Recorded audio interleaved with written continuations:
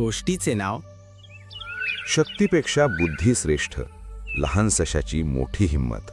घनदाट जंगल, उंच झाडं, पक्ष्यांचा किलबिलाट. पण त्या शांत जंगलात एक भीती होती. त्या जंगलाचा राजा होता एक बलवान सिंह. शक्तिशाली पण अत्यंत रागीट. तो गरजला, दररोज एक प्राणी माझ्याकडे जेवण म्हणून येईल, नाहीतर सगळ्यांना संपवेन. जंगलातील सगळे प्राणी घाबरले आणि रोज एक प्राणी सिंहाकडे जाऊ लागला. एक दिवस एका छोट्याशा सशाची वेळ आली.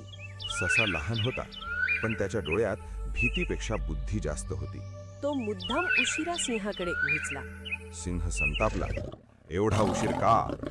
ससा शांतपणे म्हणाला, महाराज, मला येताना दुसरा सिंह भेटला. तो म्हणाला, हे जंगल त्याचं आहे. सिंहाचा राग अनावर झाला. मला दाखवतो कुठे आहे. ससा सिंहाला एका खोल विहिरीजवळ घेऊन गेला. महाराज, तो आत आहे. सिंहाने आत पाहिलं. त्याला स्वतःचं प्रतिबिंब दिसलं. त्याने गर्जना केली. प्रतिबिंबानेही गर्जना केली. रागाच्या भरात सिंहाने विहिरीत उडी मारली. आणि तो बाहेर येऊच शकला नाही.